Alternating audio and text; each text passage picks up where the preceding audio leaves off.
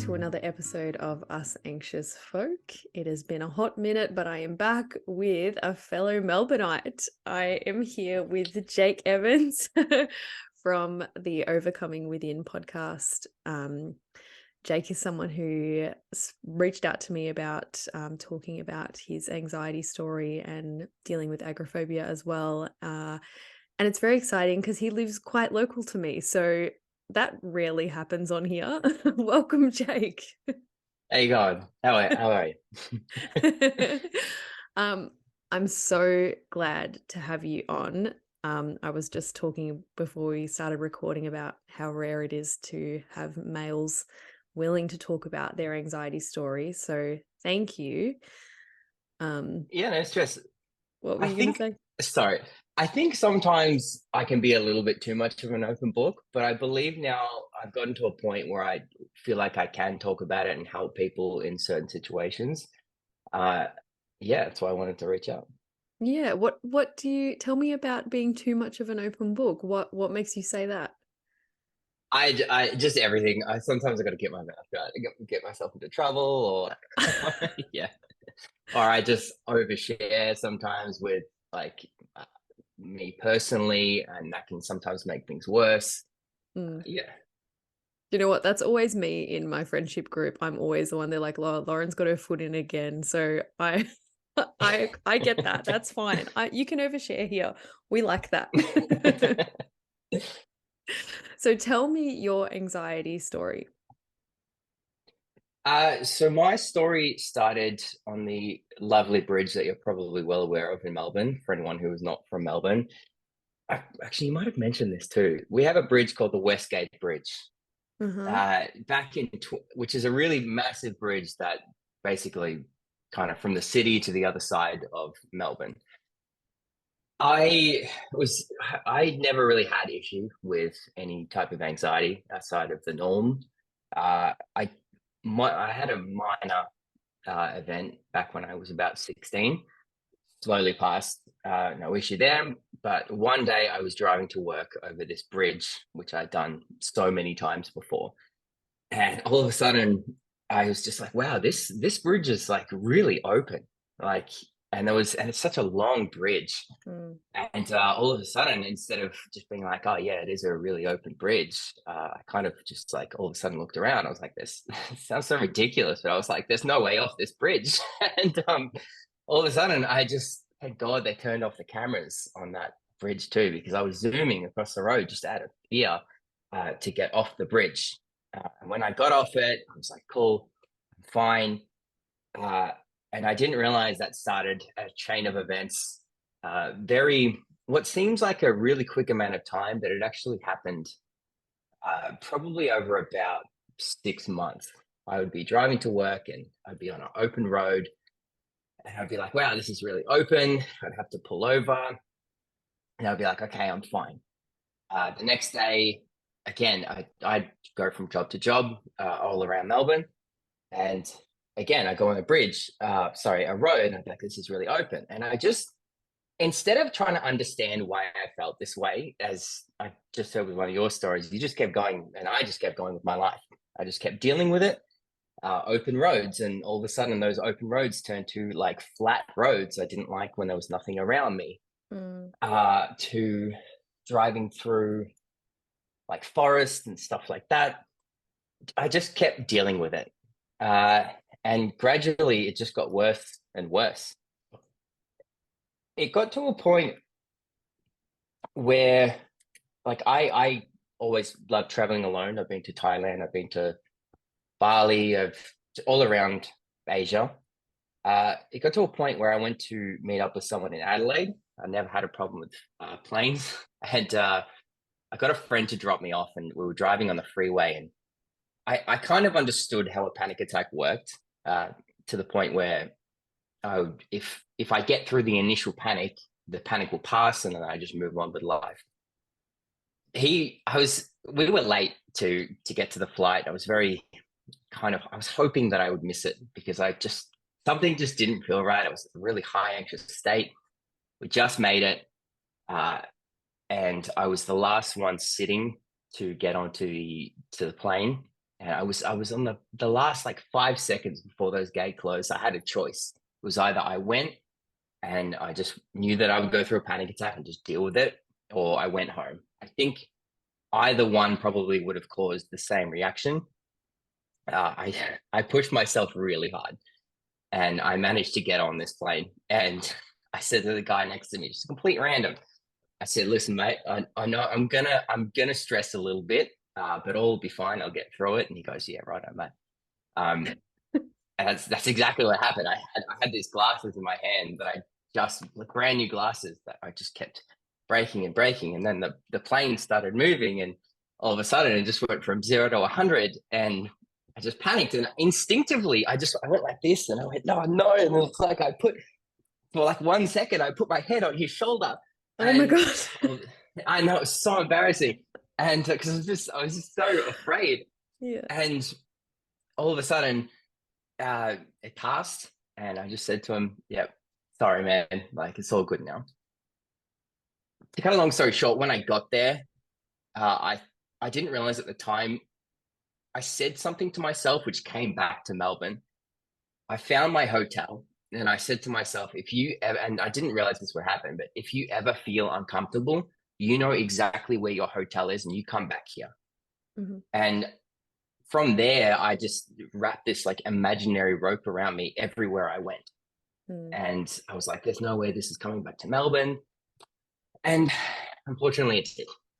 Yeah. Uh, it took probably 2 to 3 days of work before I started, like, I was driving really far. And I was like, wow, I really want to go home right now. Things feel really uncomfortable. And I would brush it off, do it again the next day. One night, I was doing an overnight shift at the airport. It was very, very late. It was very dark.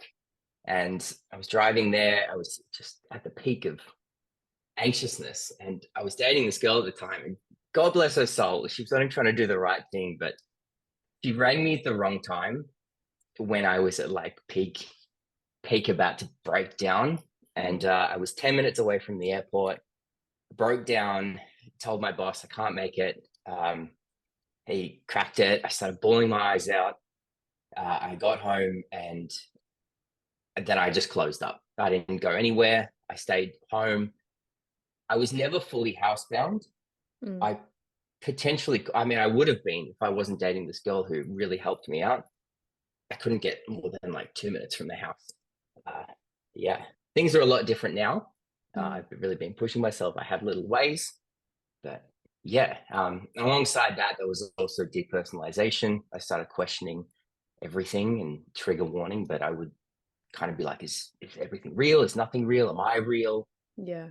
It was a real existential crisis, which took probably about, I'd say, 4 months to get a handle on.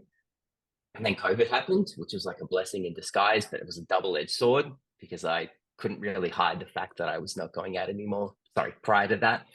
Um, and then I could, then it Mm. ended, and then I couldn't. Uh, Yeah. yeah, Mm. yeah. There, I just want to start with the Westgate Bridge.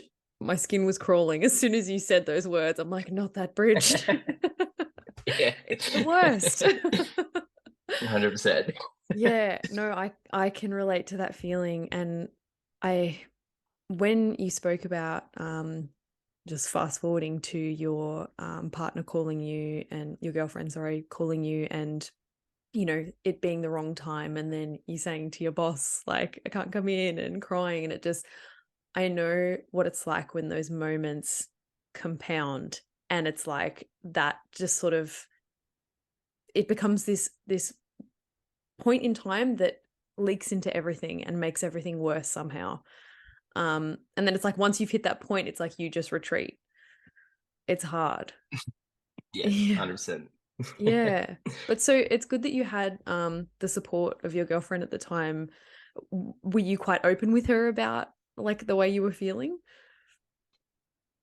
Again, I think a little bit too much, and I mean that in a way of like if you can go to a therapist, talk to a therapist, they're going to reaffirm to you. But if you just, I in my experience, if you blurt to someone, "This is how I feel," kind of like when you're bad mouthing someone, you start to have more of a feeling. There's more energy towards that hatred. But in Mhm. terms of this case, fear. Uh, so I was very open, and she kind of didn't understand what was happening at all. But she was a great support. It I don't think the relationship ended because of it. We were not 100% compatible, but it did play a huge part. I would probably say maybe 70% of it. Mm. When we got out of lockdown, watching bloody Andrews say on TV, it's time to open up. I was hoping, I was just like, please, I'm not ready. And then she's Mm. like, cool, let's go to Camberwell, which is not even that far from me. It was like 10 minutes from me, but I Yeah. just wasn't ready. Yeah. So, It's hard when yeah. you have like expectations on you of like someone you care about and you want to be able to do something for them, but it's like you said, you're just not ready. It's hard. Yeah. 100%. Yeah. So then what was it that kind of got you over the line? Like how did you start to sort of change your mindset and kind of challenge it a bit more? For for anyone who is watching this and like struggles with any type of distance or something they need to do exposure on, probably just like yourself, I looked up everything. How do I do this? Like, how do I overcome this? You listen to hypnosis videos and Yeah. affirmations and stuff like that. But the only thing that gets you across the line is going out and doing it. Mm. And like getting 5 minutes from my house at one stage, I'd drop someone off and I'd just be like tapping my fingers, or I would have a panic attack in my head. I'd go on the freeway, all just, yeah, I think that was really it. My Another big part of it was my granddad died last year. Mm. Uh and he was in the city, and I haven't been to the city in 5 years. I'm very close to it. Uh I'm only a few minutes away from it now. But he was in the city when he died, and I got the call on one of his last days, and I tried to drive there, and it got so dangerous on the road because I don't know, I panicked, and I pulled over and I rang him and I started bawling my eyes out. And I knew that, like, if this happened with anyone in my family, how am I going to get there? Mm. I'm not going to miss my mother's death or my father's death, God forbid. And I knew I had to change. Uh, so I told my mom, I said, as soon as you find out where this funeral is, you tell me. And she told me it's in Northcote. And every day after work, I try to drive to Northcote, back and forth, back and forth. And I made it there. And I really feel like it was a great redemption story for me. Mm. It took a while, but I did it. Mm-hmm. Yeah, That's very sad. I'm sorry to hear about your grandpa, it's fine.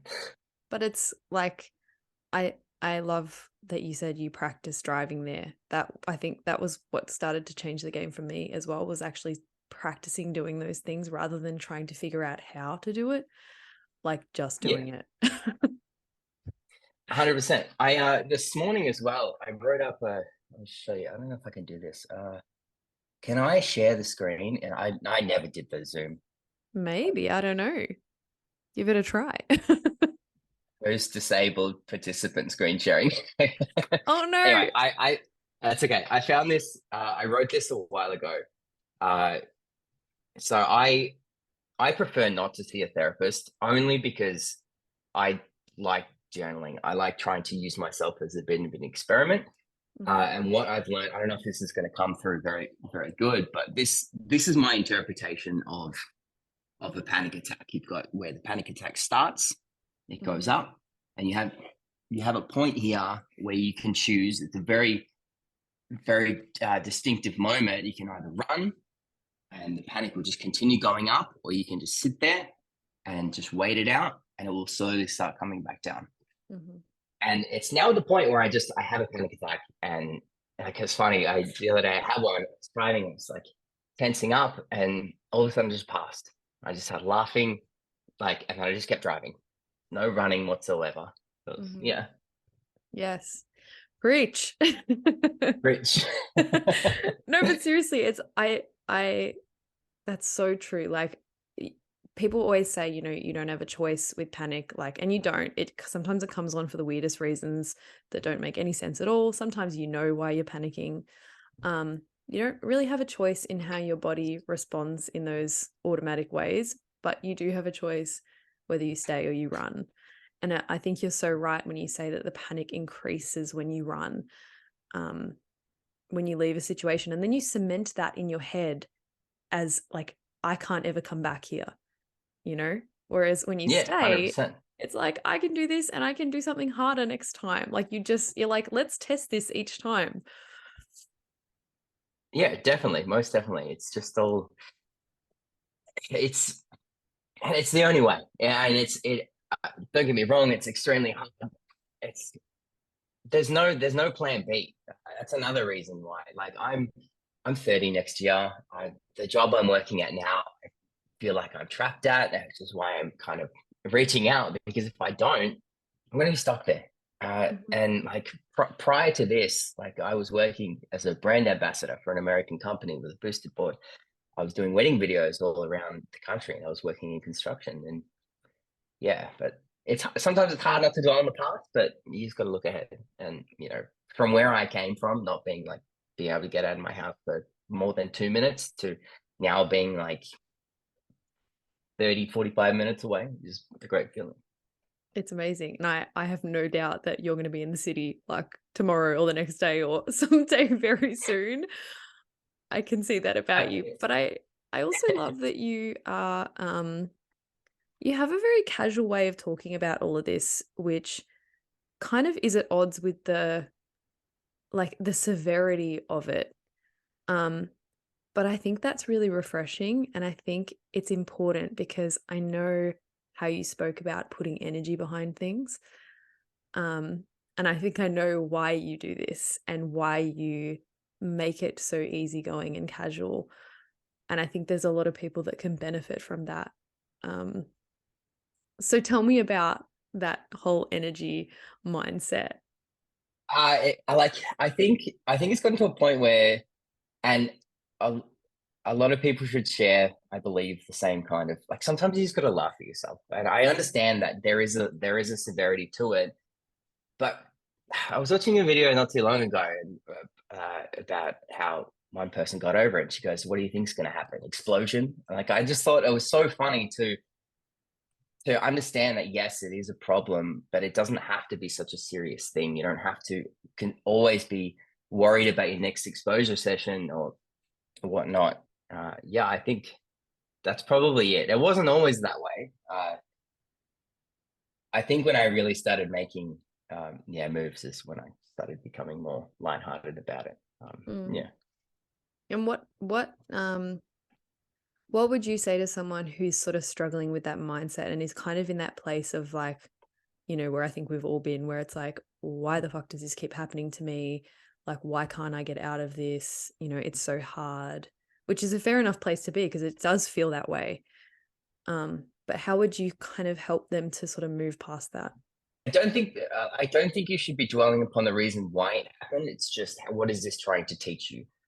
Uh, for me, I think this is, I mean, teaching me how to handle normal panic in certain situations, even in just everyday life. When you hear about people that don't really have much anxiety day to day, they're not going to be able to handle it as well as you are.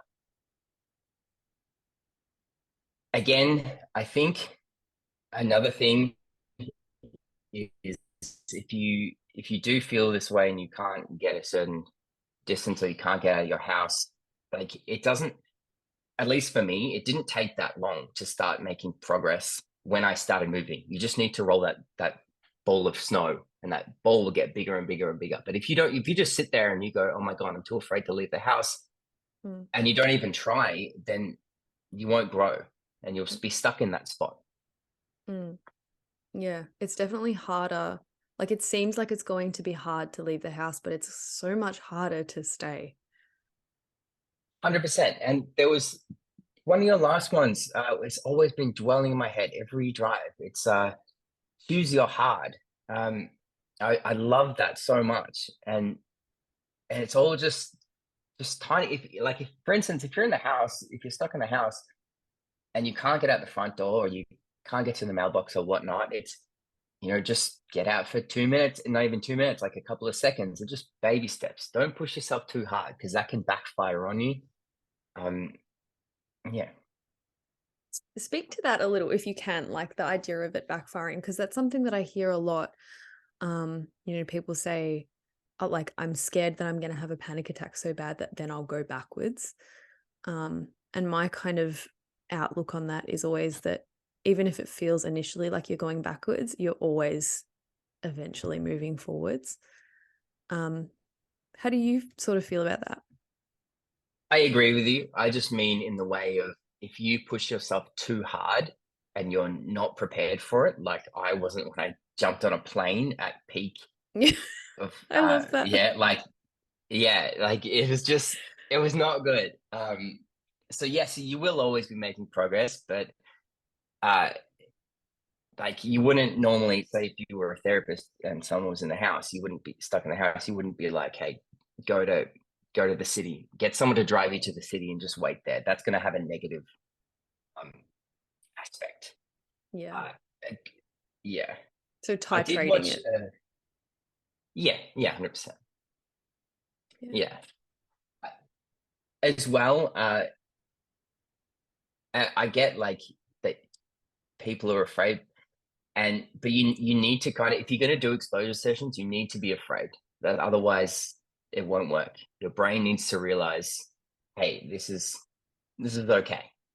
Mm, And most people know that nothing's going to happen to them. It's just the physical symptoms. yeah. Yeah.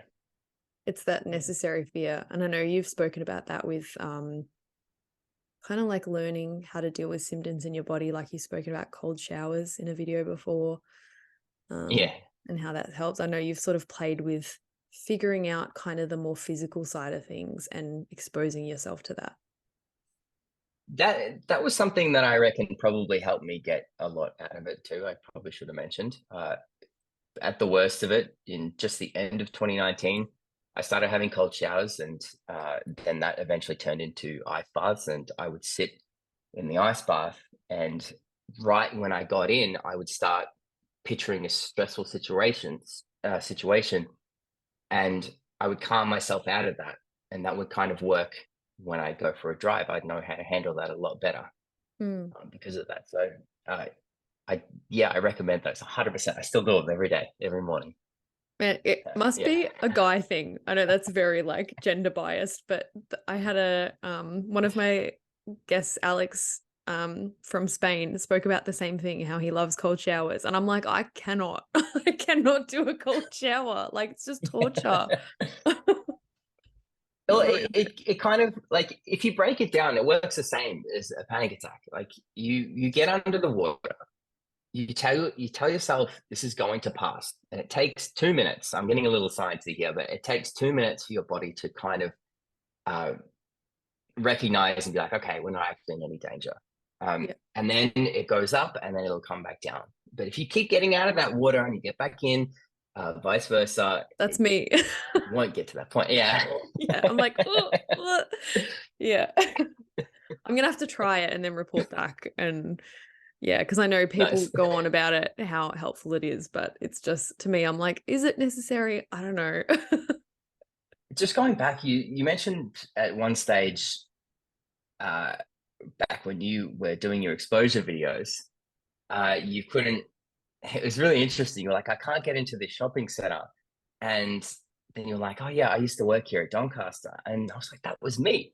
Like at one stage, I used to always go into there all the time, and all of a sudden, I couldn't get into this shopping center, and all I had to do was just get in for 2 minutes, get out, and back in and back and forth, and eventually, yeah, it's no big deal now.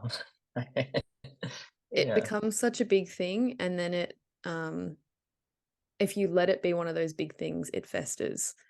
And I think like those baby steps are so important, like just putting yourself in that situation again and again and again, a little bit more each time. And then you notice you're like, I can actually do this again. Just like you said, driving to Northcote and practicing, and like it doesn't have to be something big that you do all at once. just so long as you're doing a little bit each time, right? Mm. Yeah. Some movement. That's all you need. And it'll be good. Yes. A little bit of motion. Mm. I don't know if you've read the book Atomic Habits. I have it sitting on my little bookshelf over there. I did start it, Yeah. but yeah. Didn't finish it. No, I think it's one of Yeah. those books that you can dip in and out of. So I'm the same. I read bits and then I go back later and read more. But he speaks about how there's God, I'm gonna butcher this now, but I think it's motion and action. And he's like, when you're in motion, you're not necessarily you know, actually taking action. Like when you're in motion, you're planning. And I think that's what we do when we're like, how am I going to beat agoraphobia? Like, I'm going to do this and I'm going to do that. And like, how many days am I going to do it for? And how long am I going to get out for? But it's nothing compared to actually getting out of the house. Like, that's what's going to help the most. And you can fuck Yeah, around forever definitely. planning, but until you do it, it's not going to make a difference. Yes, 100%. Mm. I speaking of books, it just reminded me there was a book I held on to for 3 years because prior to this happening, I went to a it works for some, but it didn't work for me, and it was just a waste of money for me. I don't know why it didn't work, but I went to a hypnosis dude in Altham, and this lady was there, and she gave me a book on the law of attraction. And she's like, "Oh, when you finish reading it, just bring it back." And I was like, and I had every intention to bring it back, and not long after that, shit hit the fan. I couldn't make it to Altham to give her this book back, and I felt so guilty. It was just sitting on my little bookshelf. And only recently, 3 years later, I was able to make it to Alton and I gave it back to her. And it was great. It was a great feeling to actually make it there and give it back. So yeah, just that action, just slowly that action got me there. I Yeah. love that you didn't have the worst excuse though. It's like the world did kind of shut down for a couple of years. So Yeah, 100%.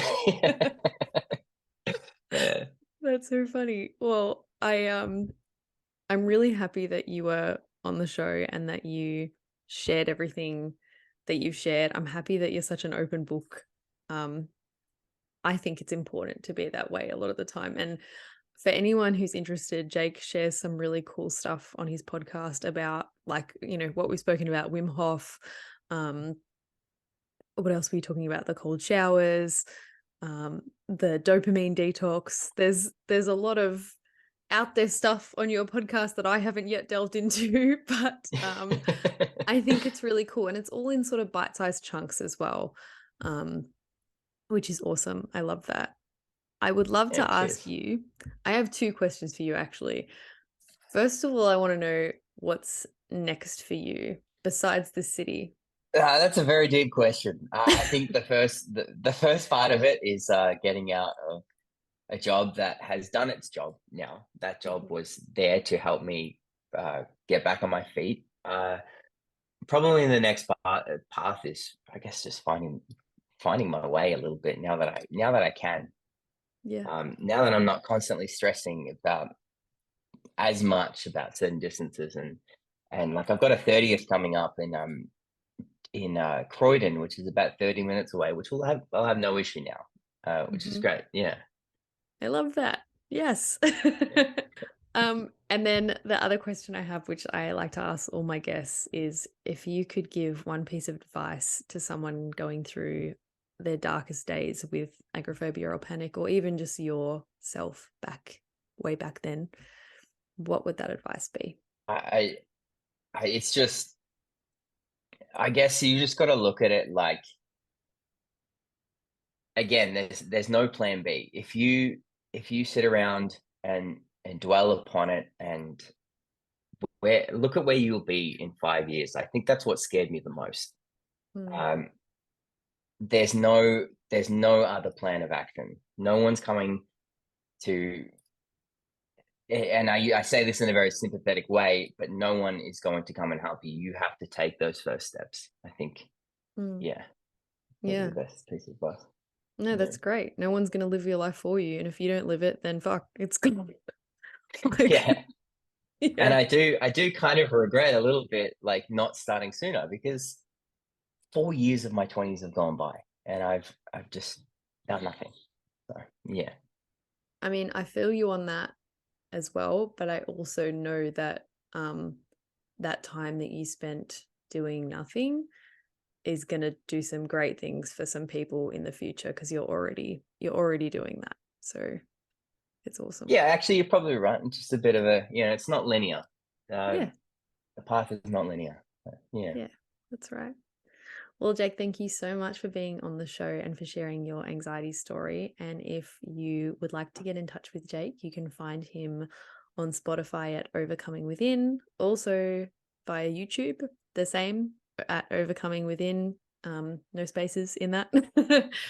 um, and yeah, so if people want to get in touch with you, is that the best way? Yeah, 100%. Yeah, reach out. I am in the middle of rebranding the YouTube channel. Yeah, so Okay, feel so free. stay tuned. Watch this Love to hear space. from you. Thank you very much for having me on. So it's been a pleasure. Awesome. Thank you. Thank you for listening to the Us Anxious Folk podcast, the podcast for the chronically overwhelmed, perpetually panicked, anxious folk in all of us. If you would like to find more about me, you can find me on YouTube at Lauren Rose or on Instagram at Lauren R_Rose.